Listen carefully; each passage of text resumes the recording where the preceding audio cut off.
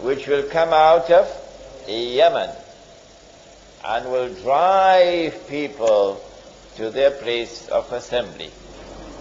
These are the 10 major signs. When you see these signs appear, you know the historical process is not operating the ordinary way. You are now living in the last stage of history, or in the end of history. Among the other signs are 2 signs that we're going to discuss on Friday at Moise, when the angel came and he asked the 5 questions. Question 5 was, what are the signs of the last day? And he gave 2 signs that you listen to on Friday, inshallah. And then there's another one, that time will move faster and faster. A whole year will pass so fast it will appear to have been just a month. And a whole month would pass like a week. And a whole week would pass like a day. And a whole day would pass like an hour. And a whole hour would pass like the amount of time it takes to kindle a fire. Out there in New York where I live, time moves very fast. Very fast. I don't know about Singapore, but out there is moving very fast. Faster and faster, indicating this is that age. But tonight we look at the first sign, Al-Masih al-Dajjal. Let us begin with definition. Dajjal is a being, a wujud. Dajjal was created by Allah subhanahu wa ta'ala. He created him in his wisdom.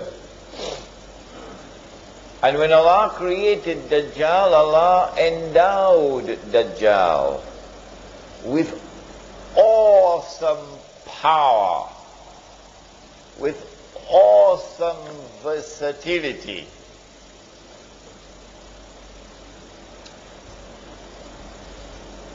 And Dajjal was created at that time when Adam alayhi salam was created. Because the Prophet said, sallallahu ta'ala alayhi wasallam, he said, every prophet has warned his people about Dajjal. Every prophet. So Dajjal has been created a long time ago. In the last age, Dajjal will be released. And when he is released on earth, Dajjal will have a general mission and he will have a specific mission. His general mission is to test all of mankind, to test you, to see whether you have any faith at all. All those who fail his test are heading for the fire. His test will be an awesomely difficult test. So great will be the tests and trials to which mankind will be subjected by Dajjal, that the Prophet said, sallallahu ta'ala alayhi wasallam, he said the greatest fitna means a test and a trial. He said the greatest fitna that mankind will experience from the time of Adam alayhi salam to the last day is the fitna of Dajjal. So don't play around with this subject. Be very serious with this subject. Dajjal will not only test all of mankind, and tonight we will look at some of the tests. But Dajjal has a specific mission.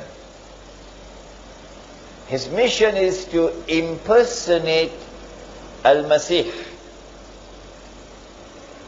and to get Banu Israel to believe that he is Al-Masih. And so in order to understand Dajjal in his capacity as Al-Masih al-Dajjal, we need first to understand who or what is Al-Masih.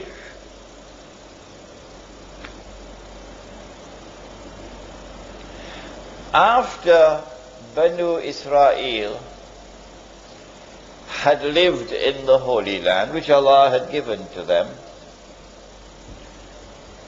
and after Dawood alayhi salam had established the state of Israel, he was a Muslim, so this is the Islamic state of Israel. And after Sulaiman alayhi salam had raised it until it became the most magnificent state that history will ever witness. After Sulaiman alayhi salam had built the masjid, and therefore after Banu Israel had experienced, take note of this, after Banu Israel had experienced the golden age, then they committed misdeeds. They violated the trust with Allah, the covenant with Allah. They committed many, many sins. And Allah subhanahu wa ta'ala expelled them from the Holy Land. Surah to Bani Israel of the Quran, Surah number 17, describes this. وَقَضَيْنَا إِلَى بَنِي إِسْرَائِيلَ فِي الْكِتَابِ لَتُفْسِدُنَّ فِي الْأَرْضِ يعني الأرض المقدسة لَتُفْسِدُنَّ فِي الْأَرْضِ مَرَّتَيْنِ وَلَتَعَلُنَّ عُلُوًّا كَبِيرًا. Twice did Banu Israel commit fasad in the Holy Land. Fasad is not just corruption. Fasad is a corruption which is destructive in nature. What did they do? We don't have the time tonight.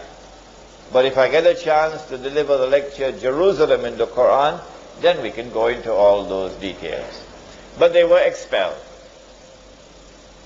They had violated the conditions for residence in the Holy Land. And Allah sent a Babylonian army. And that Babylonian army destroyed the state of Israel, destroyed the masjid, and took Banu Israel into slavery in Babylon. Babylon is in today's modern day Iraq, in that territory. All right. And so the golden age has come to an end. While Banu Israel were there in Babylon, weeping by the rivers of Babylon, Allah subhanahu wa ta'ala sent prophets to them. Among the prophets was a prophet named Daniel, for example. And he's a very important figure, Daniel. When these prophets came to Banu Israel in Babylon, these prophets communicated to Banu Israel a promise from Allah to them. The promise was that He was going to send to them a prophet who would be a special prophet, because this prophet would bring back the golden age. The golden age was one in which Sulaiman alayhi salam and the state of Israel ruled the world. It was the ruling state of the world.